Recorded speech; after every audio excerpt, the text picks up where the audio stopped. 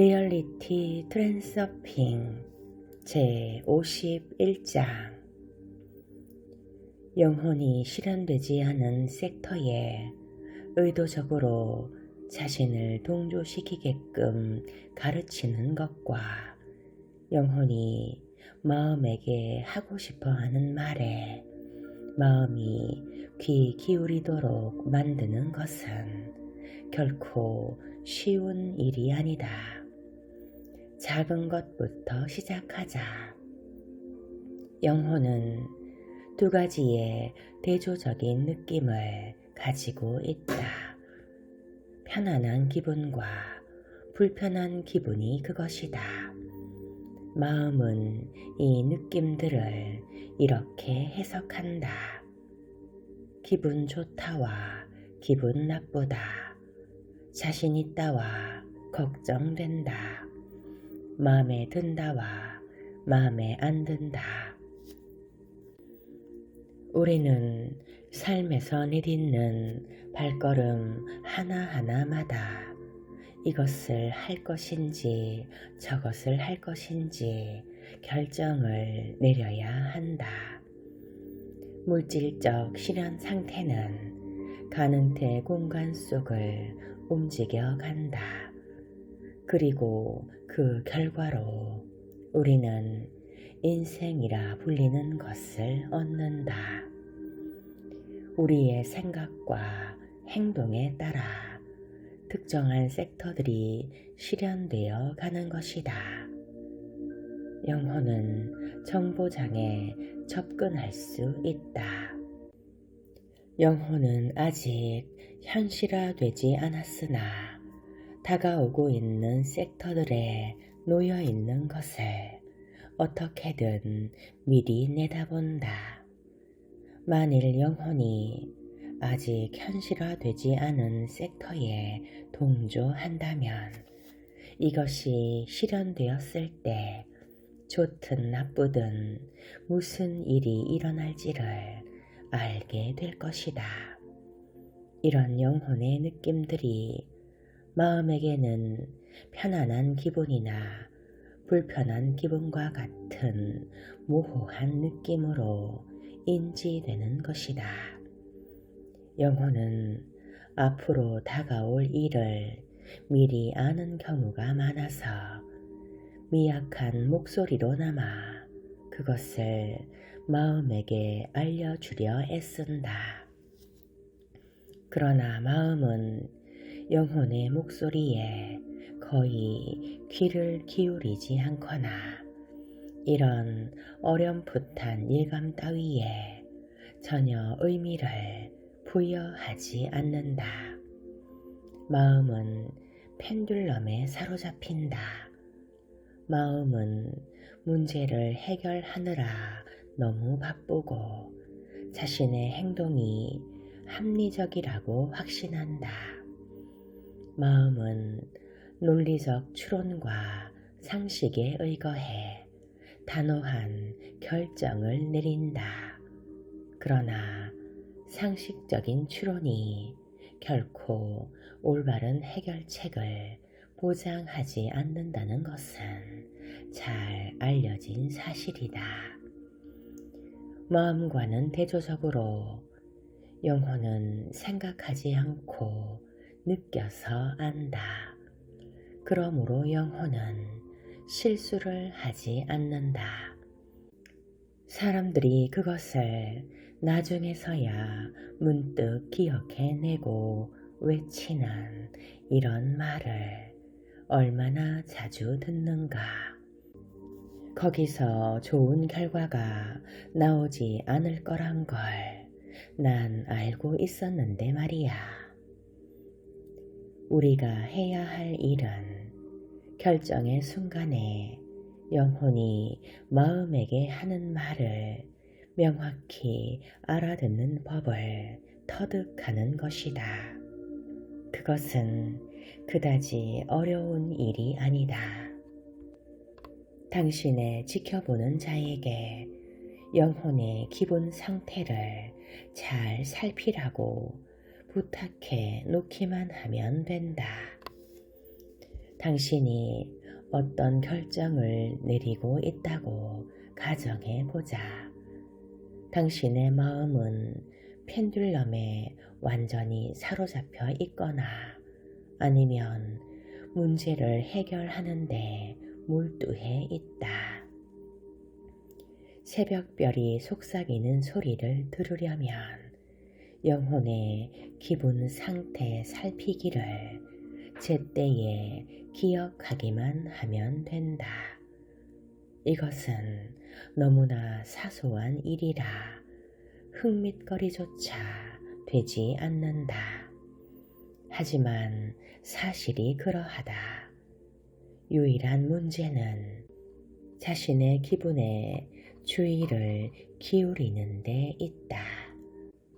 사람들은 자신의 느낌보다는 논리적인 근거를 더 신뢰하는 경향이 있다.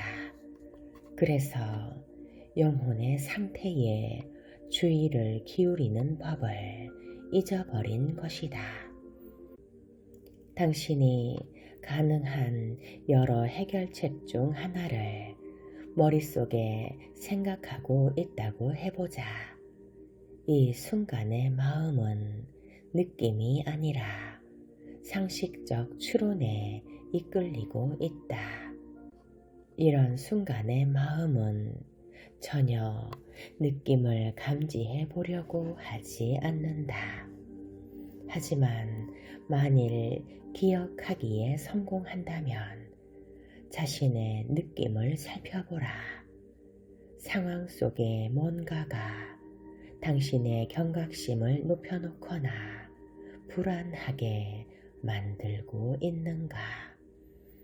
위험하게 느껴지거나 마음에 들지 않는 게 있는가?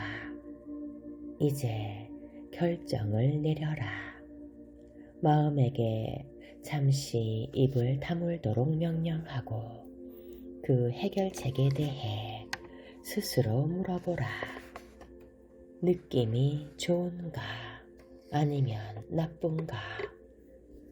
그런 다음 다른 해결책 하나를 고르고 다시 질문한다. 느낌이 좋은가 나쁜가?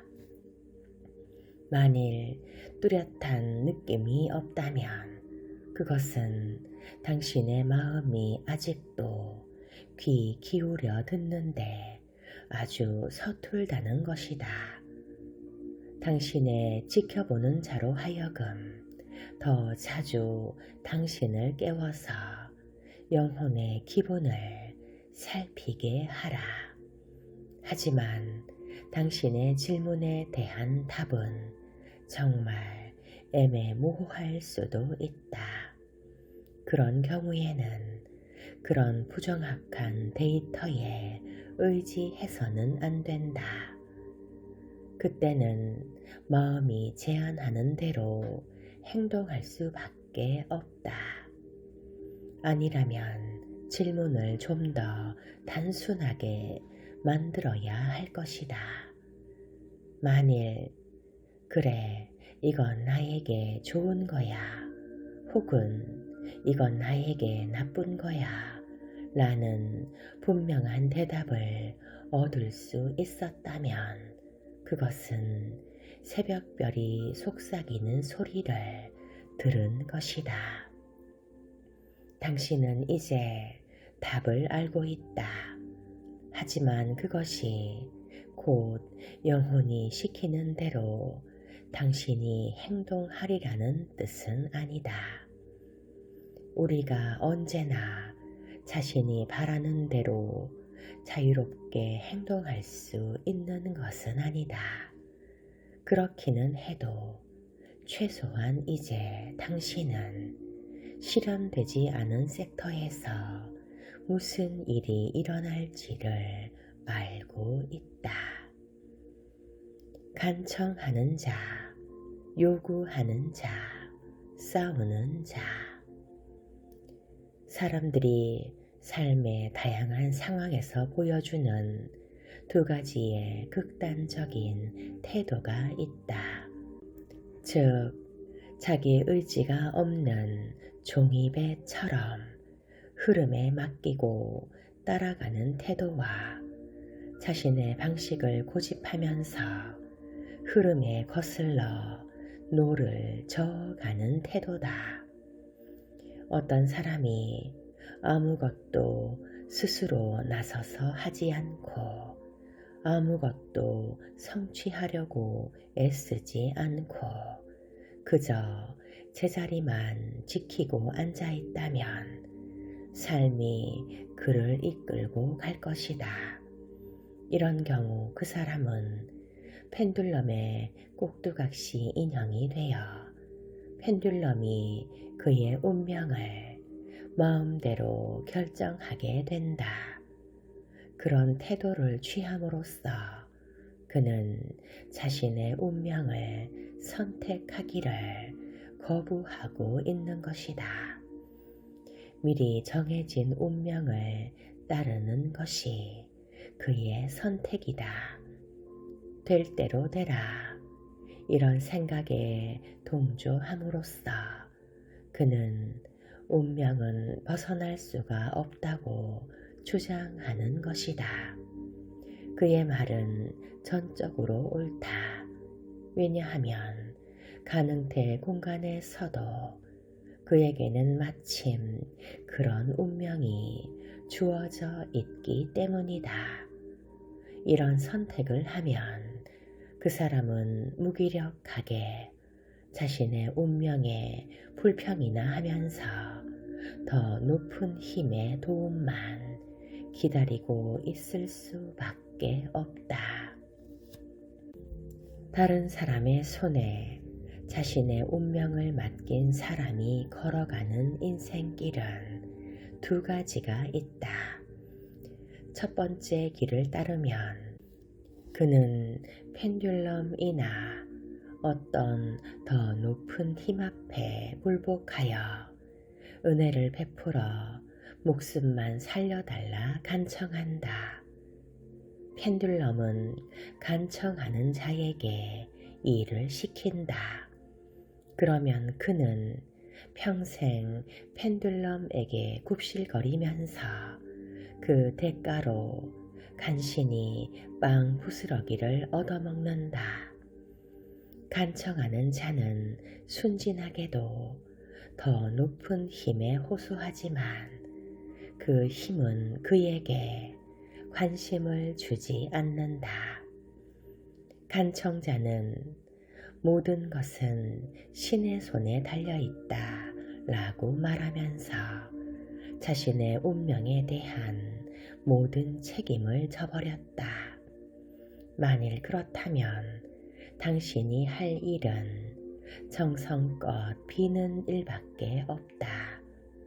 그러면 신은 자비로우심으로 그것을 주실 것이다.